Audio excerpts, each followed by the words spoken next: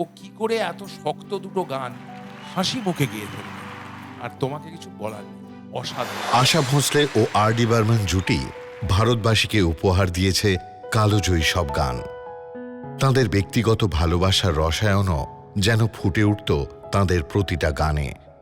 তবে আর ডি বর্মন আশা ভোঁসলেকে বলেছিলেন, শ্রদ্ধেয় মদন মোহনের সৃষ্টি করা গান যা তিনি আশা ভোঁসলেকে দিয়ে গাইয়েছেন, সেগুলি যেন আর ডি বর্মনের নিজের তৈরি করা গানের থেকেও বেশি হৃদয়স্পর্শী। কেরিয়ারের শুরুর দিকে মদন মোহন বেশিরভাগ গান বানাতেন লতা মঙ্গেশকরকে দিয়ে গাওয়াবেন বলে। তাই মদন মোহনজিকে একবার আশা ভোঁসলে জিজ্ঞেস করেছিলেন, আপনি সব গান লতা দিদিকে দিয়ে গাওয়ান, আমায় দিয়ে গাওয়ান না কেন? উত্তরে মজা করে মদন মোহনজি বলেছিলেন, আমি যতদিন গান বানাবো লতা মঙ্গেশকরকে দিয়েই গাওয়াবো।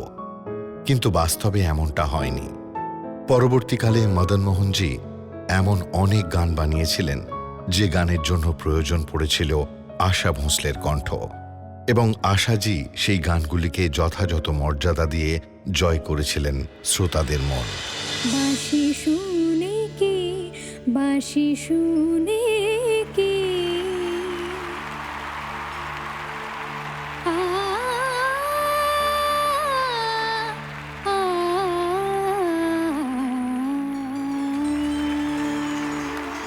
আনবিলিভেবল। একটা এমন সিক্সার মারলি তুই, একটা জোনের খেলা। আমরা কথা বলি না মাঝে মাঝে, জোনের ব্যাপারটা হলো একটা ঢেউয়ের মতো। If you ride the wave, it does not matter এই ওয়েভটা কত বড়।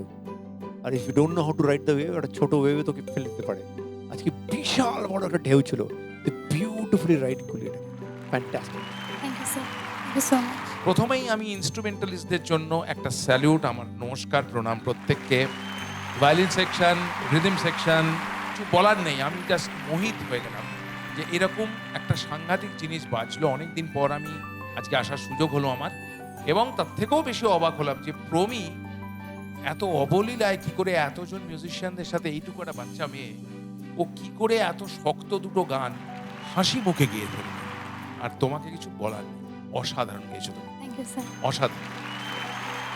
অভিজিৎ দা, তুমি বোধহয় কিছু একটা বলতে চাইছিলে, একবার একটু অভিজিৎ দার কাছে আসি। নমস্কার সকলকে। আমি তো আশাজির সাথে কাজ করেছি, রেকর্ডিংয়েও বাজিয়েছি, কিন্তু সব থেকে যিনি অনেক কাজ করেছেন, তার সাথে অনেক ওয়ার্ল্ড ট্যুরও করেছেন, আমি নেভেলজিকে বলবো তার সম্বন্ধে কিছু দু কথা বলার জন্য। मेरा मुलाकात आशा जी के साथ में हमेशा रिकॉर्डिंग में होता था, तो चाहे वो पंचम जी का हो या बपीदा का या कलन जी बाई का। एंड उन्होंने मुझे नोटिस किया and she selected me for her tours abroad to as a violinist and also as a conductor. तो मैंने बहुत सारे कॉन्सर्ट्स उनके कंडक्ट किया, US, all over US and also in Albert Hall. सबसे बेस्ट क्वालिटी आशा जी का ये था कि being a world class singer, उन्होंने हमेशा रिहर्सल्स को इम्पोर्टेंस दिया है। मान लो अगर उनका यूएस टूर जून में होता था, तो उनका रिहर्सल फरवरी से स्टार्ट हो, एवरी संडे उनका रिहर्सल हम लोग जाते थे। तो she was one of the greatest artist. Asha ji is eternal. Thank you Neville sir, thank you.